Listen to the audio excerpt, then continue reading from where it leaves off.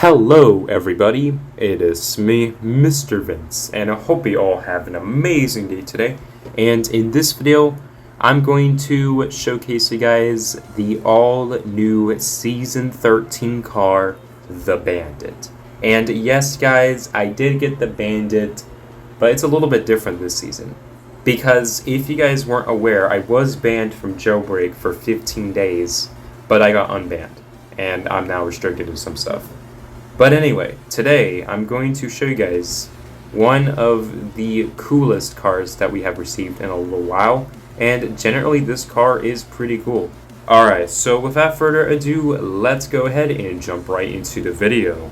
So over here, we got ourselves the Bandit car, and for those who are curious, you do have to reach level 10 in Season 13, whether or not you have the Season Pass, to get this car, and generally it looks pretty awesome. Now you can apply a spoiler to it as well as sirens, and it actually took me about 2 weeks to get the Bandit, and I think it will take you 2 weeks with the season pass to get it.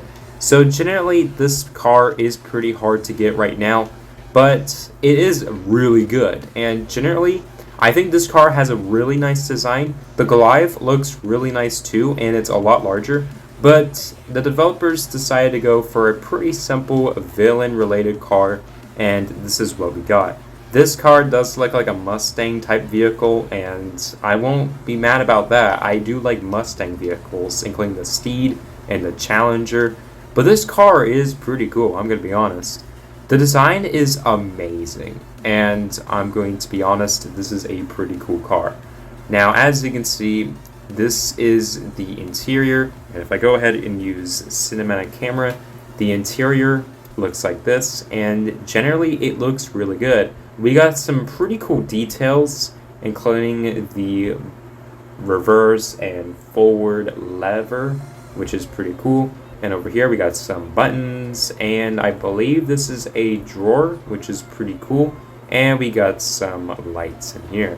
Alongside, we got ourselves the back, and for those who are a little bit curious, only up to 3 people can sit inside of the Bandit, 1 driver and 2 passengers. So I'm actually going to test out the Bandit, and is it worth getting? Well, I will answer that later in the video. So first off is the speed, and right off the bat, the Bandit has really good launch, and generally it's pretty good. Now, its acceleration is also pretty solid. It's not the best, but it isn't the worst. And as you can see, the Bandit is pretty fast. It's definitely a lot faster than the Camaro. And yeah, I know, this car is not the fastest, which is not surprising. And this car overall is pretty good. Now, I'm not sure how fast it can actually go in terms of top speed, but this car is absolutely amazing. This car is pretty fast. The biggest disadvantage with the Bandit is the bounciness. Even if you're not lagging, the Bandit is not a convenient vehicle for climbing. This vehicle is extremely bouncy and can definitely rock around if you're not careful. And other than that, the Bandit is stable and works pretty well. And as you can see, if I use rocket fuel, it goes a little bit faster. However, I am not careful enough, so I did actually hit a dune, but that's perfectly fine. But if I go ahead and use some rocket fuel, rest in pizza rocket fuel, as you can see, it goes pretty fast, and my goodness, it is pretty fast. Of course, it's not the fastest vehicle, but it is pretty fast.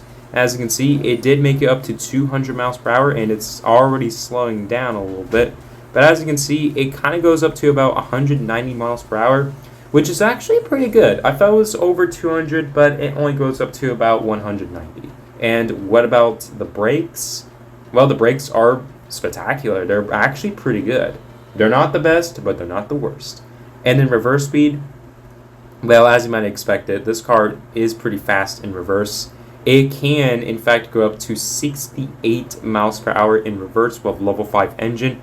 And honestly, that's pretty good for a vehicle that can go pretty fast. Handling is really good. It's top notch and definitely works really well with this car, so you don't have an issue with handling. If you're not careful, then you might bump into some things. But for the most part, handling is spectacular. It works really well. So in general, I think the Bandit is really good. It is top notch out there. It's not the best season vehicle, but it definitely looks really cool and has some nice particles coming out of the Bandit. If you look very closely at this side of the Bandit, you might notice the fire, and honestly that is pretty cool. It only emits if you accelerate, so that's actually really sick. And this car is like a hot rod type vehicle. And honestly, it's great. Is it worth getting though? Well, absolutely. If you really like this car, then this car is just for you. It may not be the best villain type vehicle, but at least it's not an aerial vehicle because it would be pretty sluggish. This car is not the best, but it's not the worst. It does have a nice design, and if you have it right now, it's best to trade it away because the value will drop drastically. But anyway, I hope you have enjoyed this video. If you did, please feel free to leave a like. Please feel free to subscribe as well. And please feel free to let me know down in the comments what you guys think about the Bandit. Is it good? Is it bad? Please feel free to let me know. And as always, my name is Mr. Vince. I hope you all have an amazing day today. And I'll see you guys in the next video.